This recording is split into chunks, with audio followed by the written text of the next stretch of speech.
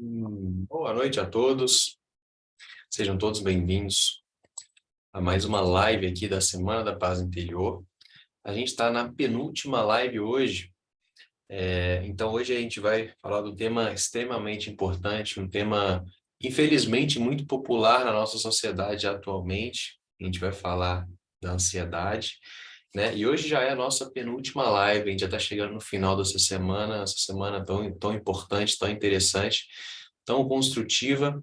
E qual que é a ideia dessa semana, dessas lives que a gente está fazendo e termina amanhã esse evento? A ideia desse evento é que a gente comece a pensar sobre tudo que a gente pode fazer para que a gente tenha mais paz interior, que a gente consiga questionar as nossas escolhas, repensar as situações da nossa vida, que a gente possa repriorizar, né, muita coisa que a gente faz, que a gente possa pensar, por exemplo, o que faz sentido? O que eu estou fazendo que está me aproximando de uma pessoa mais harmoniosa, de uma pessoa mais é, em paz, de uma pessoa mais tranquila, né? Tudo que tá, o que eu estou fazendo está contribuindo para elevar minha alma, elevar minha vibração, né? O que faz sentido? O que está ajudando? E o que está atrapalhando, inclusive, né? O que de fato vai trazer resultado nessa caminhada, nesse processo, da gente criar esse poder de esse discernimento. Discernimento é a palavra, né? Porque eu entendo que um dos principais resultados, um dos principais objetivos da vida é a gente construir esse estado interior. É uma construção interna, né? Esse é um dos grandes objetivos da vida para mim. Esse estado de plenitude, esse estado de felicidade, esse estado de tranquilidade, de harmonia, né? Então, para isso que existe essa semana. Então, hoje a gente vai falar desse assunto, que é um assunto tão presente, né, como eu disse, que é a ansiedade.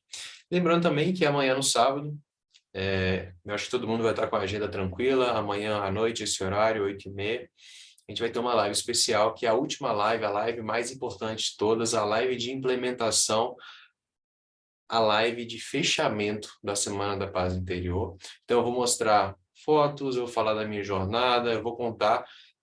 Esse é o principal ponto da live de amanhã. Eu vou contar 3 segredos práticos sobre o meu processo, como que eu implementei, as conclusões que eu tirei durante a minha tentativa de meditar, de construir esse estado interior, essa paz e tal, sobre a minha jornada. Então, o que eu tirei depois de ter passado por tudo que eu passei, quais foram as minhas conclusões, né? Os 3 segredos práticos para implementar tudo isso que a gente está falando.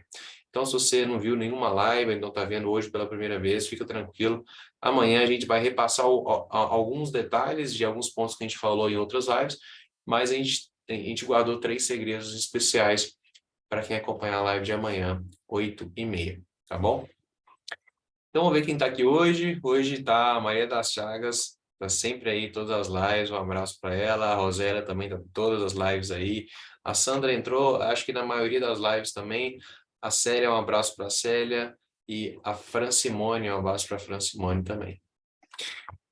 Então, vamos lá. O pessoal sempre vai entrando aí no meio também. Então, a gente vai tocando o barco aqui. Ansiedade. Esse é o assunto de hoje.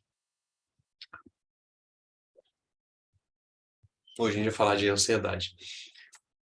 A ansiedade, no mundo atual, ela é, infelizmente, a estrela do show, né? Na indústria bilionária farmacêutica, a ansiedade é recordista de faturamento, né? É engraçado a gente olhar para esses números, né? Eu vou falar até desses números amanhã na live de amanhã. Os números da indústria farmacêutica, vocês não acreditam o tanto de dinheiro que eles ganham. E assim é curioso, porque na minha infância, não tinha isso tudo de remédio que a gente toma hoje, né? As pessoas tomavam sim remédio, as pessoas iam na farmácia, mas eram as pessoas idosas, as pessoas que tinham problema de colesterol, problema específico, um problema de pressão e tal, né? Que é normal com a idade e tudo mais. Mas hoje em dia, o buraco é muito mais embaixo, né? Pessoas de 30 anos, é normal a pessoa tomar remédio para ansiedade, né? 25 às vezes, 20 anos. né?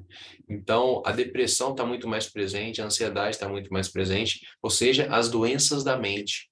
Essas doenças da mente não existiam há 30 anos atrás, né? Vocês lembram que eu mostrei numa das lives do Google Trends, né? O Google Trends, que é uma ferramenta do Google que ela mostra a evolução de um tópico, a evolução de um tema ao longo de anos, né? E como o Google, hoje, ele é o grande mecanismo de busca da internet, a gente consegue ter uma métrica, entender como que um assunto ele evolui as buscas por ele ao longo do tempo, né? Então, olha só, eu já até deixei pronto aqui para a gente não perder tempo. Olha só o que aparece quando a gente busca ansiedade no Google Trends. Olha só, acho que vocês estão vendo aí, né? Então, olha, ó, o termo ansiedade, isso aqui eu estou procurando no mundo inteiro, desde que o Google foi inventado em 2004 até hoje. Então, a gente está falando aqui de quase 20 anos, né? 18 anos de buscas. E olha isso. Se a gente pegar aqui, ó, em 2004, de 0 a 100, a relevância desse termo, ansiedade, era 28, 26, 25, 30, né? Aqui teve pontos de 22 no mínimo, 26, ficava nessa faixa, mais ou menos 25.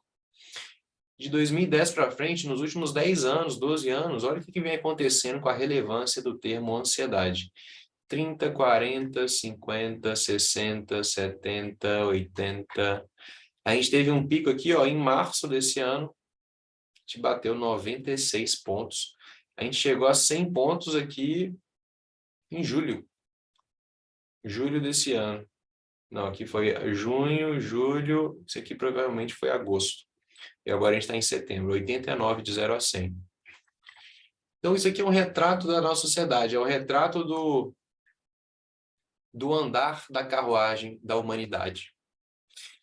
E quando a gente olha aqui, ó, a gente vê Filipinas, a gente vê Ucrânia, né? Ucrânia, naturalmente, né? Um país em guerra, infelizmente. Aí a gente vê Irlanda, a gente vê Austrália, a gente vê Porto Rico. Então, é engraçado que não tem muita regra, né? Olha lá, Canadá, Reino Unido, Estados Unidos, Brasil em nono lugar. Então, olha que engraçado. A gente tem uma ideia de que a gente está evoluindo enquanto sociedade, né? Acho que eu falei disso um outro dia também.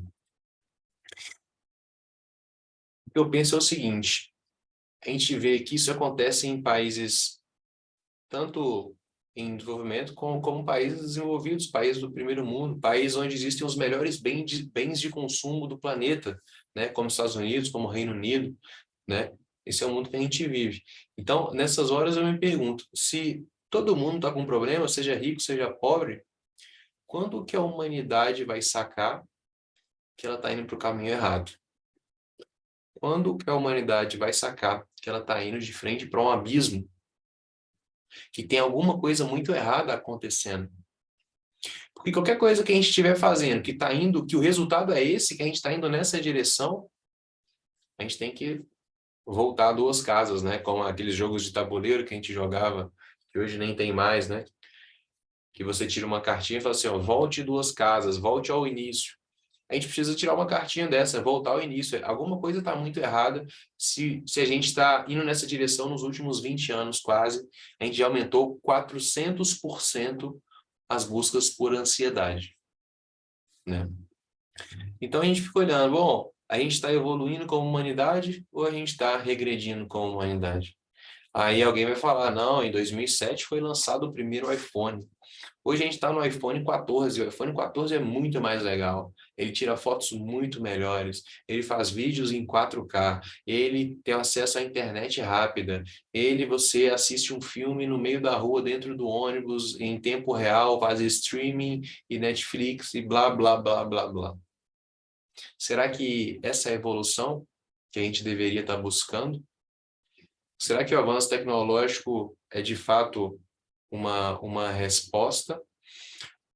Ou, inclusive, talvez, no mundo cada vez mais tecnológico, as pessoas estão ficando cada vez mais ansiosas. As pessoas estão ficando cada vez mais depressivas. Será que a gente está indo para o caminho certo ou para o caminho errado, né?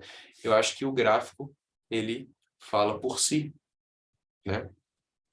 Então, eu acho que a gente tem que analisar a nossa vida, né? Porque a gente tem que pensar, será que a gente está indo na linha desse gráfico, que aumentou 400% nos últimos 18 anos? Será que a gente está alinhado com ele? Ou será que a gente está indo num caminho de harmonização, num caminho de sentido, né? Num caminho de construção de um espaço interno pacífico, um espaço interno harmônico, uma transformação de dentro para fora? A gente tem que purificar, a gente tem que se perguntar isso o tempo todo, né? Eu acho que o caminho que a gente deveria buscar é um caminho de paz, é um caminho de cura, é um caminho de purificação da mente e não de agitação da mente, né?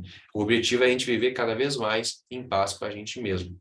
Então, essa semana aqui, o objetivo é a gente repensar tudo isso. Qual que é a direção que a gente está dando para a nossa vida, os nossos hábitos, as pessoas que a gente conversa, tudo que a gente alimenta a nossa mente, seja os programas de televisão, seja os filmes, seja os vídeos de YouTube, seja o que a gente assiste no Instagram, nas mídias sociais e tal, no Twitter. Tem gente que usa muito Twitter. Twitter, para mim, é a rede mais tóxica que existe. Então, a gente tem que repensar tudo isso, né? Então, por isso são questões que eu gosto de trazer aqui para a gente analisar, para a gente ajustar a rota, né? Tem uma coisa que também eu acho, a gente tem a eleição agora no domingo, né? Mas eu acho que isso que a gente está falando aqui, nessa semana, não tem nenhuma pessoa no mundo que pode resolver. Não tem nenhum presidente nem do Brasil, nem do país mais importante do mundo, mais poderoso do mundo, que consegue resolver. Porque isso que a gente está falando aqui é pessoal e intransferível. Ninguém pode fazer você ter mais paz interior a não ser você. Você tem que decidir isso. Você tem que priorizar a sua vida alinhado com isso. Enquanto a gente não fizer esse trabalho, a gente está correndo risco de estar indo em direção a esse abismo que eu mostrei esse gráfico aqui agora. Então, antes de entrar mais a fundo ainda nesse tema de hoje, vamos esclarecer primeiro algumas coisas, né? Porque a gente precisa ter clareza de um problema para conseguir resolver esse problema. Então, vamos lá. A gente vai falar de ansiedade hoje. O que será que é ansiedade? O que será que não é ansiedade? Então, por exemplo, saudade. Saudade é uma coisa que pode ser confundida com ansiedade. Por quê? Porque você fica ali pensando na pessoa, você fica ali contando os dias para ver uma pessoa, para ver um familiar, tal, para um evento que você está esperando, até para umas férias, para uma viagem, tal, que você planejou tem muito tempo e tal. Então, assim, a saudade, ela tem alguma similaridade, de alguma forma você fica ali um pouco ansioso, mas isso mostra que você tem apreço por alguém, isso mostra que tem algo que é muito importante para você, né? Seja uma viagem, seja um familiar, seja uma pessoa, né? Seja um relacionamento. Então você fica ali antecipando aquele momento na sua cabeça, mas isso pode ser uma coisa positiva, né? Isso mostra que você realmente existe um envolvimento, existe uma emoção ali e tal. Mas é claro, a gente tem que sempre tomar cuidado com o apego, né? O apego, ele faz parte da vida, ele é de certa forma normal, mas a gente tem que tomar cuidado. Porque, por exemplo, o budismo diz que você faz tudo baseado ou no apego ou na rejeição, né? Então, ele pode ser a causa de muito sofrimento, né? No final, o apego, ele desemboca em sofrimento, segundo o budismo. Então, assim, é bom tomar cuidado com o apego, mas a gente olha para o brasileiro ele também é muito caloroso, ele é muito emotivo, né? Ele é muito humano, ele é muito hospitaleiro, ele tem esse calor, né? Então faz parte. A saudade, por exemplo, é uma palavra que até só existe em português, né? Falam que, por exemplo, em inglês não existe, não sei se em outras línguas existe a tradução da palavra saudade. Em inglês você fala, eu sinto a sua falta, mas não existe uma palavra para você falar, eu tenho saudade sua, né? Então, é engraçado como que o brasileiro ele tem até uma palavra para representar esse sentimento, porque ele é meio desse jeito. O que mais? Por exemplo, planejamento. Tem muita gente que fala assim, você vai viajar e tal, aí você fala, já tô indo para a Europa, já vi todos os museus que eu quero visitar, já vi todos os restaurantes que eu quero visitar, já vi todas as viagens, todos os tours guiado, né, que eu quero fazer para conhecer a história da cidade e tal, já vi tudo, já tá tudo planejadinho, bonitinho e tal, cada dia, tudo que eu vou fazer e tal. Aí alguém vira e fala assim, nossa, mas você é tão ansioso, tal. Será que isso é ansiedade? É lógico, depende do nível.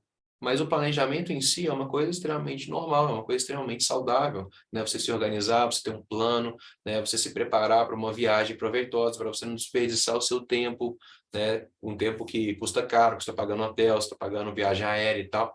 Então, você se preparar para fazer uma boa viagem proveitosa e tirar o máximo daquilo, é uma coisa saudável, é uma coisa positiva, né? Uma coisa construtiva. Uma outra coisa que pode ser, por exemplo, confundido com ansiedade. Você visualizar uma meta, né? Até o pessoal que mexe com esse negócio de coaching tem uma estratégia, uma técnica que eles usam, que é você ter um quadro onde você coloca fotos de todas as suas metas, de coisas que são importantes para você, de coisas que você quer atingir. Tem até um nome, né? Quadro dos sonhos, ou em inglês Vision Board, que é um quadro da sua visão, tudo que onde você quer chegar, suas metas, seus objetivos e tal.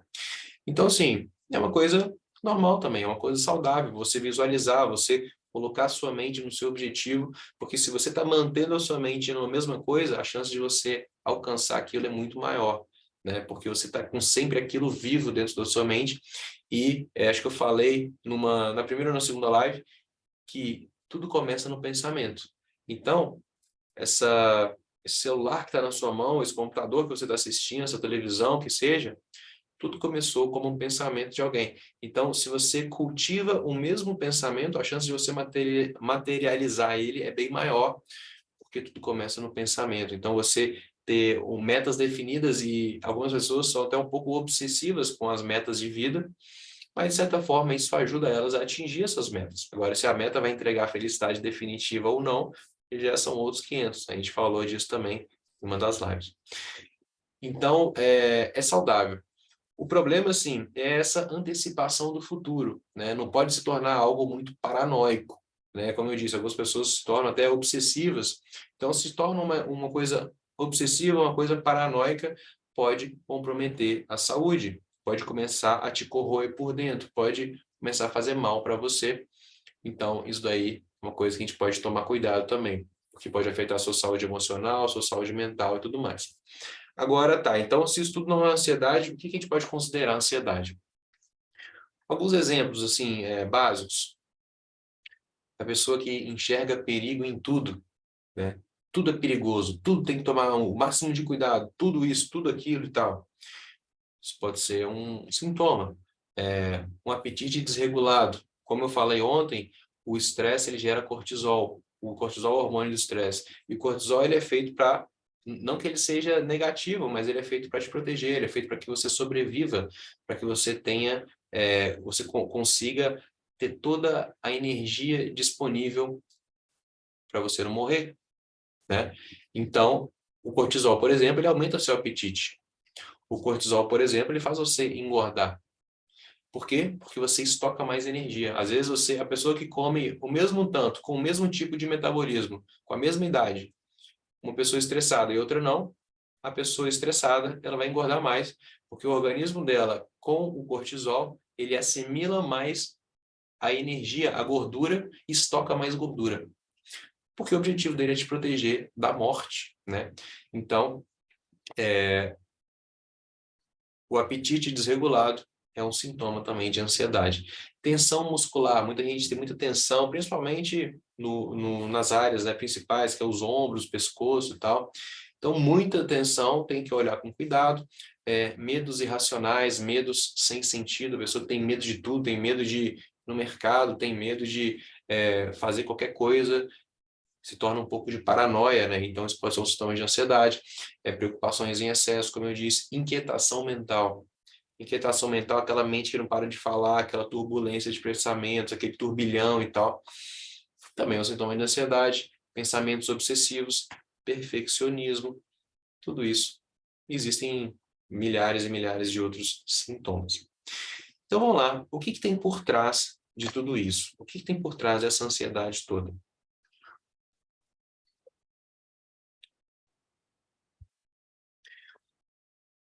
Essa ansiedade toda, muitas vezes, ela é fruto de medo e fruto de insegurança. Ou seja, medo do incerto. Existe sempre um pensamento, que é aquele pensamento de eu sou vulnerável, alguma coisa vai dar errado em algum momento, tá muito bom para ser verdade, alguma hora a minha sobrevivência vai estar ameaçada, né? Então, olha só, a pessoa, ela come rápido, como se a comida fosse fugir do prato, porque ela está ansiosa. Então, ela não consegue nem ter um mínimo de paz, nem para comer, porque ela come rápido, ela não consegue sentar e ter um momento ali de presença, um momento de tranquilidade, um momento de tomar o tempo que seja necessário, enquanto ela come, né? Então, ela fala, nossa, quando estou ansiosa, eu como mais rápido, quando estou ansiosa, eu como muito chocolate e tal, uma caixa de chocolate e tal. Na verdade, isso não faz nem sentido, né?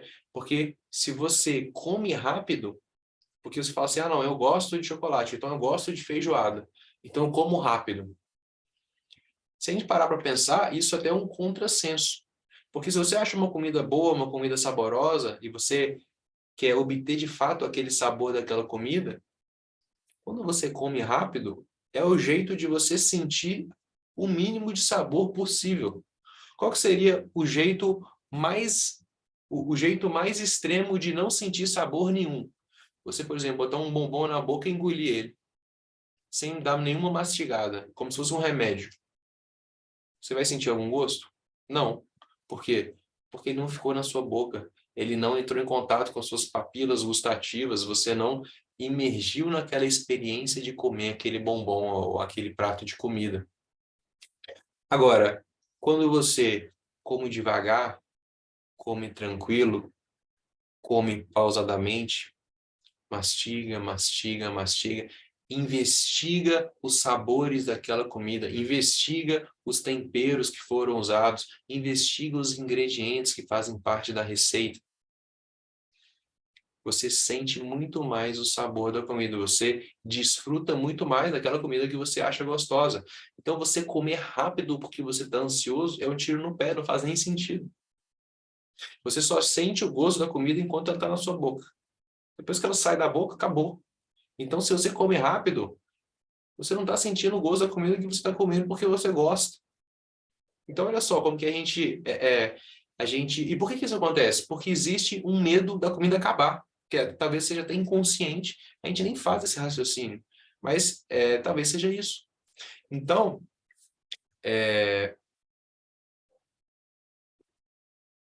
tudo isso é fruto de um pensamento acelerado, tudo isso é fruto de uma inquietação mental, tudo isso é fruto de uma dificuldade de estar no momento presente. E qual que é a base de todos esses problemas que a gente está falando aqui, que são decorrentes da ansiedade? Uma dica, eu falei uma característica agora há pouco, que é a vulnerabilidade, o medo, né? Aquela sobrevivência ameaçada. Ou seja, a gente falou dele em outras lives, qual que é o grande problema chave de toda essa questão? O ego. Por quê? Porque o ego é a fonte de todo sofrimento do ser humano. Toda hora eu falo do ego, né? É engraçado, tem até um livro que é chamado O Ego é o Inimigo. Olha só, o título do livro é O Ego é o Inimigo. O ego, ele sempre foi o seu único inimigo no planeta. O ego que está dentro de você. Então, quando você tem um ego muito forte, um ego muito sólido, um ego muito cheio de certezas, um ego muito fixo, você enxerga a realidade de forma distorcida. Então, ele é o inimigo que quanto mais você enfraquece, menos problemas você tem. Quanto mais você dissolve o ego, você tira essa consistência, essa rigidez dele, mais em paz você está. Mais feliz você está. Por quê? Porque, por definição, o ego é o seu senso de individual, de separado, né? Aquele seu eu finito, aquele seu eu limitado que está correndo risco o tempo inteiro. Então, por que a pessoa fica paranoica? Porque ela está muito centrada nesse eu limitado que está correndo risco, nesse eu limitado que pode acontecer alguma coisa a qualquer momento. Não existe conexão, existe separação. né? Tem alguns professores espirituais que falam, nós somos seres espirituais numa experiência terrena, numa experiência humana. Nós não somos seres humanos, somos seres espirituais tendo uma experiência limitada. Então, uma visão egóica fundada no limitado, ela não é uma visão real, simplesmente. É uma visão não alinhada com a verdade. Simples assim. Então, o ego, por natureza, ele é finito, né? Então, ele cria mecanismos para sua autopreservação, para que ele esteja seguro, para que ele seja aceito, né? E é engraçado, porque em função do bem do ego, o ser humano faz todos os males que a humanidade faz. Engraçado, né? Todo mundo que você vê fazendo mal para alguém, na verdade, ele está fazendo bem para alguém, e para outra pessoa está sendo mal. Mas para alguém, e na grande maioria das vezes, esse alguém é o ego dele. Então a pessoa, para ela, é uma pessoa excelente, mas ela prejudica todo mundo à volta dela. Ou seja, está fazendo o bem para o ego dela e fazendo mal para o mundo. Por isso que eu falo que o ego é o grande inimigo, né? Então, todos os problemas da sociedade, eu acredito, vão ser solucionados no dia que a humanidade perceber que ela era o problema o tempo todo, no sentido de o ego dela era o grande obstáculo que tinha que ser derrotado, né? Ou seja, nunca teve nenhum inimigo externo. O inimigo era a transformação interna que não tinha acontecido. O inimigo era o nosso próprio nível de consciência enquanto humanidade. Então, como que a gente vence a ansiedade, né? Que é o tema da live de hoje. Eu não vou falar aqui que eu sei a resposta absoluta dessa pergunta, mas eu vou falar sim que eu tenho uma excelente estratégia. A estratégia é trabalhar o ego. A estratégia é curar o ego. Porque uma pessoa machucada, ela, sem perceber, de forma inconsciente, ela machuca outras pessoas. Porque na vida você dá o que você tem. Se você tem traumas, se você tem problemas, se você tem dores internas, você amplifica isso, você distribui isso, na grande maioria das vezes, sem perceber. Então, quando você não faz o trabalho, quando você não trabalha o ego, quando você não cura o seu ego, quando você não dissolve o seu ego, quando você não transcende o seu ego, você sofre. Uma das formas desse sofrimento é a ansiedade. Então, a gente falou no outro dia aqui, né, da neuroplasticidade, que a meditação afrouxa essas conexões neurais que geram o senso do ego, que geram o senso de eu, esse eu sólido, esse eu rígido, esse eu individual. E a meditação, ao mesmo tempo, ela enfraquece esse sistema que é chamado na ciência de sistema padrão, esse sistema que é construído o tempo todo. Então, quando você não está à toa, quando você está à toa, você está pensando o tempo inteiro sobre esse seu eu imaginário, a sua mente está construindo. Tanto que você, à toa e fazendo atividades que demandam raciocínio, você gasta o mesmo tanto de energia no cérebro, mais ou menos 20% da energia do seu corpo. Então, a sua mente está o tempo todo com esse sistema padrão funcionando muito conectado. Quando você começa a meditar, você vai soltando esse sistema padrão, você vai se libertando dessa construção mental dos seus neurônios, do ego. E você vai fazendo o quê? Você vai aumentando um senso de conexão, você vai transcendendo, você vai expandindo a sua identidade, você vai elevando o seu nível de consciência. Então, essa é a razão por que a meditação funciona tanto. Porque é isso que ela faz, a ciência já estudou isso, né? Então, a meditação, ela é a ferramenta mais testada, mais validada e mais comprovada da história da humanidade, que tem como resultado fazer o ser humano parar de sofrer, né? Ao longo de milênios. Então, além disso tudo, de neurociência, que eu já falei e tal, a meditação, ela relaxa, a meditação acalma, a meditação te traz para o momento presente, que é a única coisa que existe. Não sei se você já percebeu, o passado ele não existe e o futuro também não existe. Aí você fala, ah, Thiago, mas amanhã vai ser o futuro. Não, amanhã vai ser presente. Você vai estar vivendo o presente amanhã. O presente ele é eterno. Só que no presente a gente se perde no passado e no futuro e deixa de viver o presente. Então, a meditação, ela cura a inquietação, ela afrouxa o senso de eu limitado, ela aumenta a conexão com o todo, a união, a comunhão. Por isso que as religiões, elas são Deus da mesma mão. Muitas religiões, muitas vezes, são mal interpretadas, mas a essência delas é verdadeira. Elas são mal difundidas, mas a essência delas é verdadeira. Porque elas geram uma conexão, elas geram uma comunhão. No cristianismo, existe esse termo muito famoso, a primeira comunhão. Quem aí já fez a primeira comunhão? No yoga, qual que é a tradução de yoga? União. Então, é uma união do finito para o infinito, do individual para o absoluto. É uma transcendência. É um processo de evolução espiritual. Então, quanto menos ego, menos medo. Porque só aquilo que é finito, só aquilo que é limitado, tem medo. Só aquilo que é limitado teme não existir, teme a extinção. Quanto menos ego, mais relaxamento. Quanto menos ego, mais confiança no incerto. Existe uma conexão, existe uma força maior, existe um universo conspirando a seu favor. Você está conectado. Então você deixa a coisa rolar. Você não fica ansioso. Quanto menos ego, menos apego. Por quê? Porque quem se apega é o ego. O eu superior, né, também chamado em várias referências espirituais, o eu verdadeiro, ele não se apega, ele é relaxado, ele é pleno.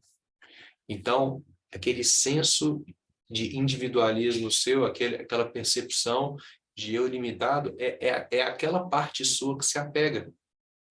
E aí existe o sofrimento. Então, quanto menos apego, menos sofrimento. Quanto menos ego, menos ansiedade. Quem aí, por exemplo, já cruzou na rua com alguém, ou, às vezes um morador de rua, um mendigo e tal, que estava esbravejando, batendo boca, sozinho na rua. Isso de vez em quando acontece, principalmente na zona sul do Rio, acontece muito, aqui em BH de vez em quando eu já vi também. E aí tem uma pessoa que você passa assim, ela tá gritando, mas não tem ninguém perto dela. Ela tá gritando com ela mesma, ela tá dentro da cabeça dela, num bate-boca, mas não tem ninguém do lado dela, não tem ninguém próximo a ela. Então, o que a gente pensa quando a gente passa do lado de uma pessoa dessa? A gente fala, nossa, coitada dessa pessoa, ela tem algum problema, né? Nossa, será que ela é esquizofrênica? Será que ela é maluca? Será que a pessoa é, sei lá o que, dislexa e tal? Por que a gente pensa tudo isso? Porque a gente está vendo que a pessoa está vivendo numa realidade que não existe. Ela está brigando dentro da cabeça dela, não tem ninguém perto dela e ela está batendo boca sozinha. Agora vamos dar uma pensada nisso. Olha que engraçado. Ela está vivendo numa realidade que não existe. Esse é o problema dela. E a gente chama ela de doida, de maluca. E quando a gente projeta um futuro o tempo inteiro e tem que ser do nosso jeito e começa a não ir muito no nosso jeito, e a gente começa a ficar ansioso, começa a ficar preocupado, o que a gente está fazendo? A gente está vivendo numa realidade que não existe. Uma realidade que foi criada por nós e a gente sofre se aquilo não acontecer. Mas foi a gente que criou dentro da nossa cabeça, não existe isso. Só que se não acontecer isso, a gente começa a ficar todo preocupado, todo ansioso. A gente cria a nossa versão do futuro como se a gente soubesse todas as respostas, como a gente soubesse como que o futuro tem que ser. A gente se abraça com essa nossa criação mental. Tem que ser assim porque é assim que é o certo e tal. E cada possibilidade daquilo não acontecer, a gente entra em crise. A gente fica inquieto, a gente fica ansioso. A gente fica apegado à nossa realidade projetada que a gente mesmo criou, que não existe. Que a gente inventou, só que a gente não controla a realidade. Essa é a verdade. Então, sempre que a gente vive afastado da verdade, a gente sofre. Então, a verdade é, você não controla nada. A verdade é, tudo muda o tempo todo. A verdade é impermanência. Quando a gente tenta nos apegar a algo fixo, principalmente que a gente criou, vem a ansiedade. Então, A gente precisa lembrar que quando a gente está ansioso, a gente está simplesmente vivendo numa realidade que não existe. Foi criada pela nossa mente. Há 10 anos, por exemplo, você, na sua vida, aí agora, sentado no sofá, sentado na cadeira, do jeito que você está aí agora, você planejou há 10 anos a sua vida estar exatamente assim, desse jeito? Você com o tanto de dinheiro que você tem, com o trabalho que você tem, com as pessoas que você conhece, com os relacionamentos que você tem, morando no lugar que você está morando, com tudo acontecendo desse jeito. Há 10 anos, você planejou exatamente isso? Exatamente nesse contexto? É impossível você ter planejado tudo exatamente do jeito que está hoje, porque a gente não tem essa capacidade. Então, se a gente tenta controlar o futuro, a gente sofre por antecipação. A gente vai gerando estresse, a gente vai gerando inquietação, a gente vai gerando ansiedade. Por quê? Porque a gente está querendo criar uma realidade que não existe, porque a gente não controla a realidade. Então, quando a gente fala de vencer a ansiedade, a gente está falando de simplesmente curar a nossa mente. Curar a inquietação, que existe algo natural na nossa mente, de caótico, algo naturalmente caótico, naturalmente inquieto, né? Mas a gente tem que saber lidar com isso, né? E como que normalmente as pessoas tentam curar essa mente? Eu vou falar um pouco amanhã dos números de faturamento da indústria farmacêutica. Ou seja, como que a gente tenta fazer isso? Com remédio. Agora me fala uma coisa, se você sente uma dor e você toma um remédio para a dor, você está resolvendo o problema? Você está resolvendo de verdade ou não? Imagina, por exemplo, está tendo uma guerra lá na Ucrânia. Aí tem um soldado lá. Aí o soldado está na guerra, quebra a perna. Aí ele chega lá num posto de atendimento e tal, dão morfina para ele, que é acho que é o anestésico mais forte que existe e tal. Dão morfina para ele. Ele para de sentir a dor. Mas o problema está resolvido. Ele vai, ele dorme, toma morfina, dorme, a perna está quebrada. Aí daqui a 8 horas ele acorda. Ele acorda e sai andando, que a perna dele tá boa, porque ele tomou morfina? Não. A morfina, ela ajuda no sintoma da dor. Ela ajuda naquilo que ele está sentindo, mas ela não resolve o problema. Aquilo é um bloqueio temporário da dor. Mas quando o efeito da morfina passar, a dor vai estar lá, a perna dele vai continuar quebrada, né? Então, o remédio ele não tem nada a ver com a razão do problema. Ele não tem nada a ver com a origem do problema, com a profundidade de onde aquele problema saiu. Então, esse negócio de tomar um tanto de remédio, principalmente essas doenças da mente, é um negócio que eu não sou muito a favor, mas é claro, eu não fico dando prescrição, porque eu não sou médico.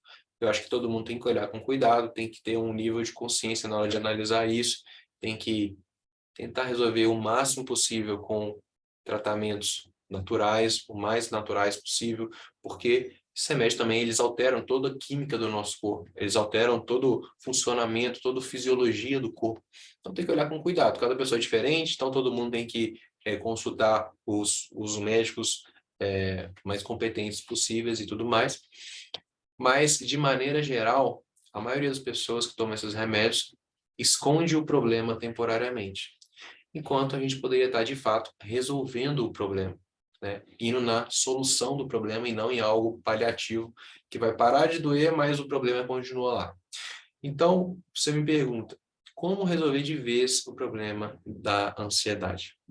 A melhor resposta que eu tenho para você é meditando com consistência. E te falo por quê. Vou ler para vocês aqui agora um trecho desse livro aqui, eu já mencionei algumas vezes, A Ciência da Meditação. Como transformar o cérebro, a mente e o corpo. Então, esse aqui são estudos científicos feitos durante os últimos 20 anos, onde eles queriam entender, eu falei na outra live que o título em inglês esse é um livro escrito em inglês, né? E o título original dele é Altered Traits, ou seja, traços alterados. Por que o título dele é Traços Alterados? Porque eles queriam entender na meditação se era algo momentâneo, que te deixa sentindo bem, que te deixa relaxado e tal, e assim termina a sua sessão, a sua vida segue normal, ou eles queriam entender se ela altera seus traços neurológicos, altera seus traços de personalidade, se existe alguma transformação definitiva, né? Então, eu vou ler aqui duas páginas, alguns trechos que estão aqui em 2 páginas, sobre algumas das conclusões que eles chegaram depois de fazerem todos esses estudos. Então, vamos lá. Com as primeiras horas, dias e semanas de meditação, diversos benefícios emergem. Para começar, o cérebro dos iniciantes mostra menos reatividade amidalar ao estresse e incrementos na atenção após somente 2 semanas de prática. Após 2 semanas, também incluem foco melhorado, menos divagação mental e memória de trabalho aumentada. Você lembra que eu falei na primeira live, se não me engano, que uma das conclusões deles tinham sido: a mente que divaga é uma mente infeliz? Então, eu estou falando, com 2 semanas, eles já percebem menos divagação mental, com uma compensação concreta em notas melhores no exame de admissão da pós-graduação. Então, aqui foi uma faculdade que eles fizeram esses estudos, então foram mais de 1.000 pessoas que eles acompanharam, e muitas dessas pessoas estavam em processo de fazer várias provas, uma bateria de provas, e as pessoas começaram a ir bem e melhor nas provas. Então, isso aqui é o iniciante, o cara que nunca meditou. Em 2 semanas ele já começa a ter esses resultados. Agora, vamos pular de nível. Os meditadores de longo prazo. Para os meditadores de longo prazo, aqueles com cerca de 1.000 horas ou mais de prática, os benefícios documentados até o momento são mais sólidos, ou seja, tudo que a gente já falou é ainda mais forte, com alguns outros acrescentados.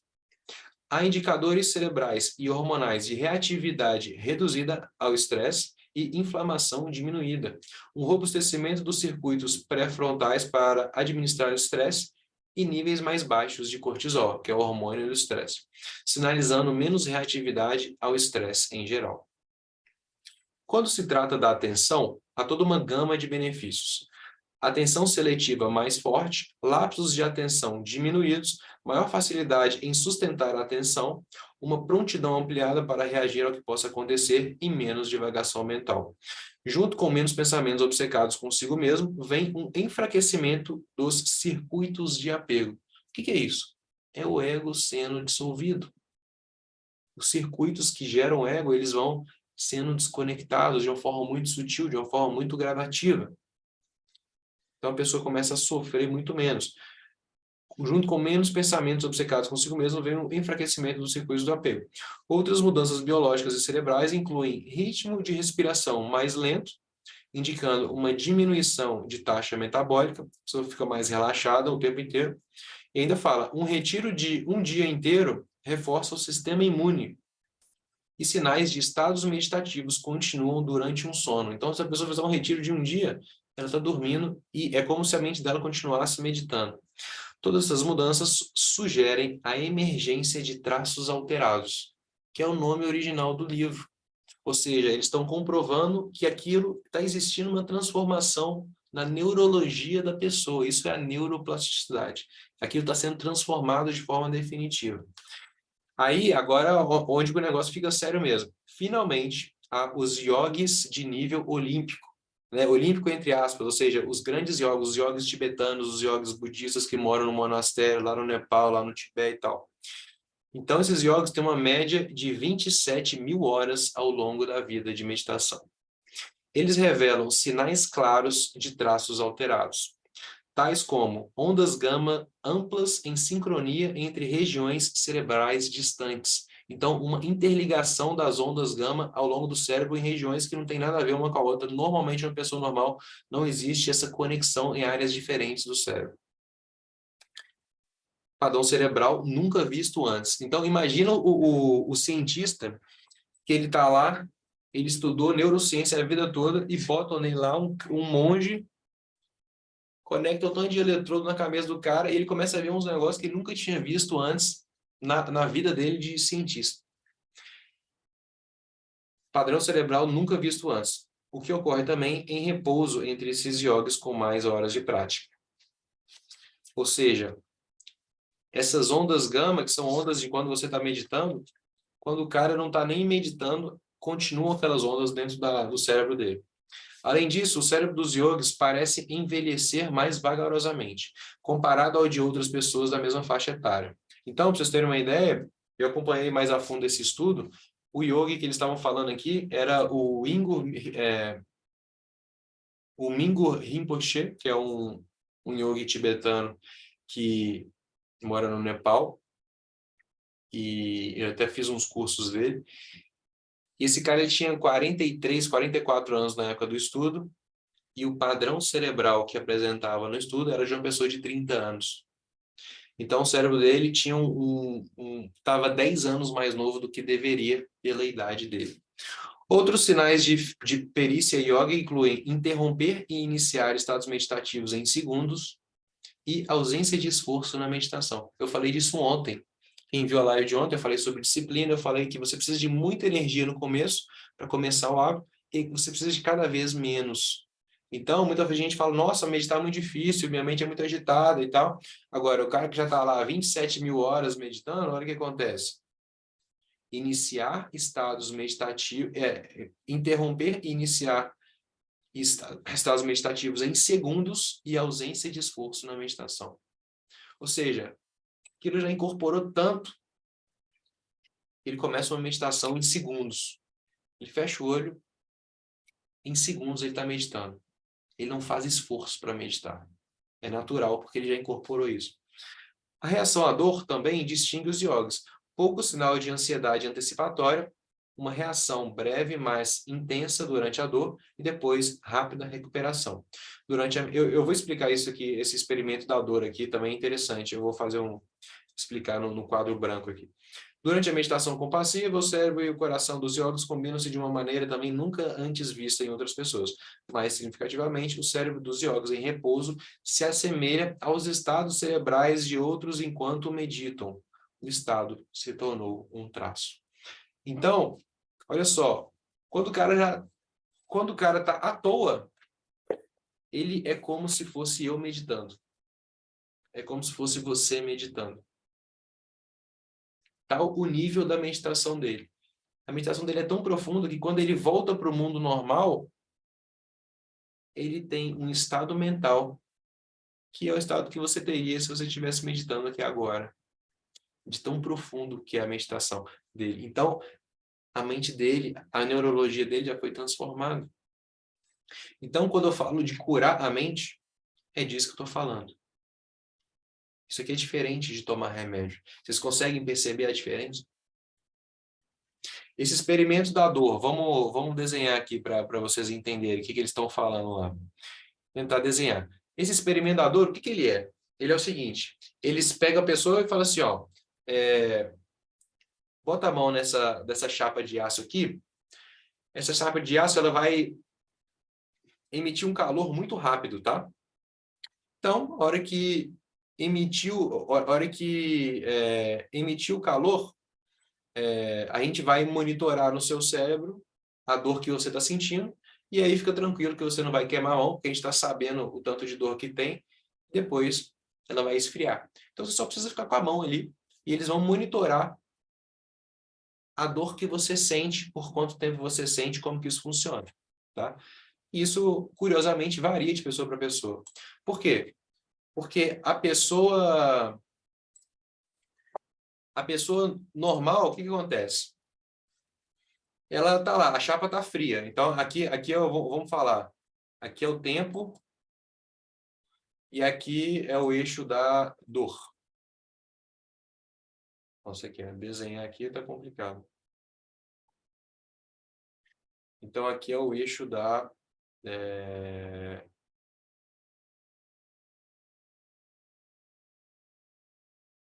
Aqui é dor e aqui é o tempo. Ai, meu Deus do céu.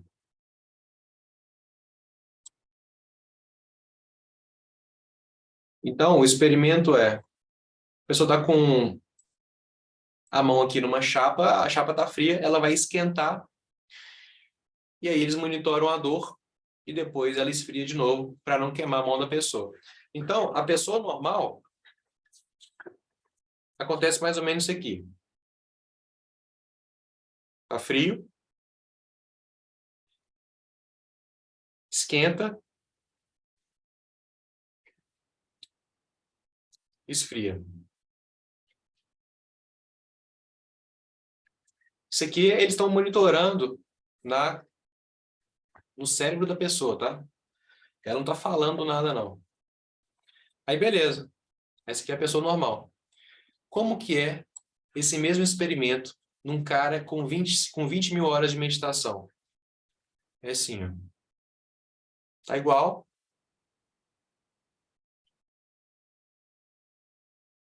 Tem a dor. Acaba a dor. Tá igual. Se eles monitoram dentro do cérebro da pessoa. O que que isso mostra? Isso mostra que essa parte toda aqui, ó,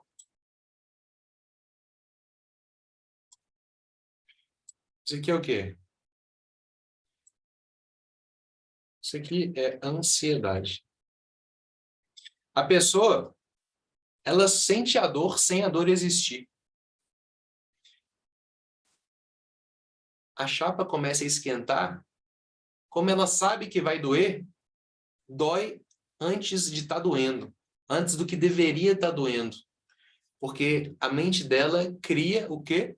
Uma realidade que não existe. Ela antecipa a dor. Da mesma forma, a dor já acabou, a chapa já esfriou, ela ainda continua sentindo dor. Durante esse período todo aqui, ó, ela continua sentindo dor. Por quê? Porque a mente dela é uma mente inquieta, faz ela sentir uma dor que não existe. O cara que medita, ele sentiu um pico de dor aqui, acabou, não existe a dor mais. Da mesma forma antes e da mesma forma depois. Então, se a gente olha para esse gráfico, o que a gente percebe?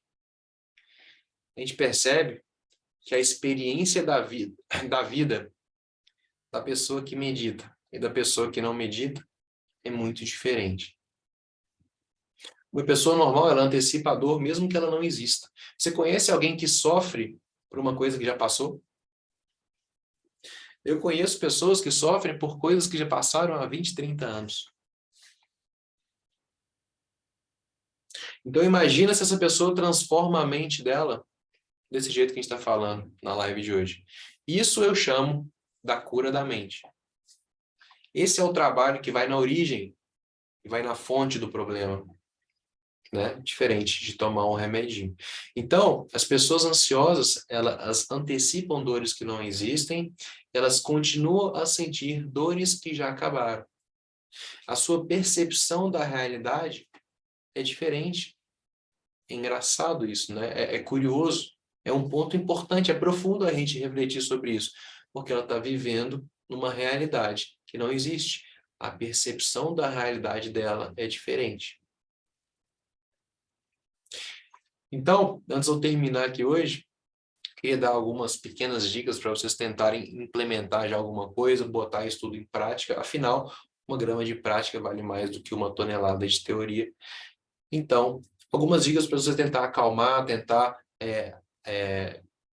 harmonizar a mente, né? Harmonizar, eliminar, vencer a ansiedade, né? Que é o tema da live de hoje. A primeira coisa que eu indico, que eu daria de dica, que não é segredo para ninguém, é comece a meditar com consistência. Cedo ou tarde, a sua mente vai ser transformada, né? Então, isso é o plano de ação mais poderoso que existe. Você meditar com consistência, você vai começar um trabalho interno de aprofundamento, um trabalho interno de transformação interna, né? Então, isso daí é o mais óbvio. Para mim, esse é o caminho da paz interior. Então, essa seria a minha melhor sugestão, porque a neuroplasticidade, ela tem essa capacidade de te trazer para o momento presente, de reprogramar suas conexões neurais. Agora, uma técnica simples, mais acessível, né, seria você, por exemplo, começar a perceber os seus gatilhos da ansiedade. aquilo que gera esses gatilhos da ansiedade, né, para você criar uma consciência dos momentos onde você começa a ficar ansioso, né? Então, o que você está fazendo, em que hora do dia que é, se tem uma pessoa específica que te gera isso e tal. Então, você começar a investigar, a, a, a entender, criar consciência para quando isso acontece, como isso acontece e com quem isso acontece. Então, esse é um passo. E nesses momentos, onde você, depois que você já estiver entendendo como isso está funcionando no seu caso, nesses momentos, o simples fato de você ter um momento de presença já te alivia dessa ansiedade. Então, por exemplo, se faz a pergunta nesses momentos, seguinte pergunta: qual que é o sabor do ar que você respira? Por quê? Faz sentido essa pergunta? Às vezes nem faz tanto sentido. Mas essa pergunta te volta para os sentidos. E a experiência dos sentidos é uma experiência do momento presente. Tenta fazer isso agora. Sente o sabor do ar que você está respirando. Você precisa ir lá no paladar e investigar. Você precisa ir lá no olfato e investigar. E só o fato de você ir no paladar e ir no olfato, você volta para o presente, porque os sentidos eles estão sempre no presente. Os sentidos eles te conectam com o agora. Então você se traz de volta, né? Você pode também, por exemplo, nesses momentos, escolher um objeto à sua volta e descrever eles. Ou seja, está voltando para a visão. Então, tem uma flor, você está na sua sala, tem uma flor em cima do móvel. Olha para aquela flor e começa a perceber cada detalhe dela. Começa a perceber toda a beleza daquela flor, todas as cores que ela tem, todo o formato dela. E, visualiza, percebe a textura dela, né? Então, você começa a descrever esses objetos desse jeito. Isso te volta para o agora. Tem uma frase, tem uma pergunta que eu fiz para a monja quando eu fiquei no Nepal lá um mês e meio, eu vou falar mais, vou mostrar essas fotos amanhã. Tem uma pergunta que eu fiz para a monja que me marcou muito, e não só eu, mas outras pessoas que eu vi pessoas da turma comentando sobre isso também. Foi o dia que eu perguntei para ela assim: monja, é possível sofrer no momento presente? Ela falou: não. Não é possível. Você não consegue sofrer no agora. Você só consegue sofrer se você estiver dentro de uma realidade criada pela sua mente sobre o futuro ou sobre o passado. Então, com isso, a gente termina a live de hoje. Espero que vocês tenham gostado. Se alguém tiver alguma pergunta, a gente pode ficar aqui mais uns minutinhos para... tem um chat aí, se vocês quiserem aqui, ó. Oi. Esse chat aí, se vocês quiserem perguntar alguma coisa, fazer algum comentário. No mais, a gente se vê aqui amanhã, às 8h30, na live final da Semana da Paz Interior, a live mais importante de todas, a live de encerramento, a live onde eu vou revelar os segredos práticos do meu processo de bater a cabeça, de tentar isso, de tentar aquilo, né, de pegar aplicativo, de pegar meditação guiada, de pegar isso, de pegar aquilo, enfim, né? Então eu vou contar como que foi o meu processo e tem 3 segredos que eu aprendi práticos de como implementar com consistência a meditação na nossa vida, como criar esse hábito, como criar disciplina e tudo mais. Tá bom? A Rosela mandou aí, fantástico, obrigada, legal. Rosela, acho que acompanhou todas as lives, né, Rosela? Então, eu acho que você deve estar colhendo aí muitos resultados dos aprendizados, muitas reflexões, né? Então, eu espero que tenha sido construtivo para vocês. A Ana Paula também falou aí, ó, amei. Um abraço aí para a Ana Paula também.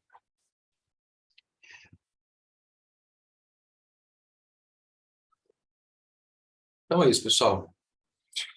Assim a gente termina a live de hoje. Agradeço a todos que entraram. Fico muito feliz de compartilhar esses conhecimentos aqui com vocês. E a gente se vê amanhã. Essa live aí. Um abraço para Milton aí também. Ana Paula perguntando qual horário. Amanhã, mesmo horário. 8h30. Amanhã, live final, live de encerramento. Mais importante de todas. A única que você não pode perder amanhã. E vejo vocês então amanhã, 8h30, 8h30, mesmo horário de sempre. Tá bom? Boa noite. Um abraço. Até amanhã.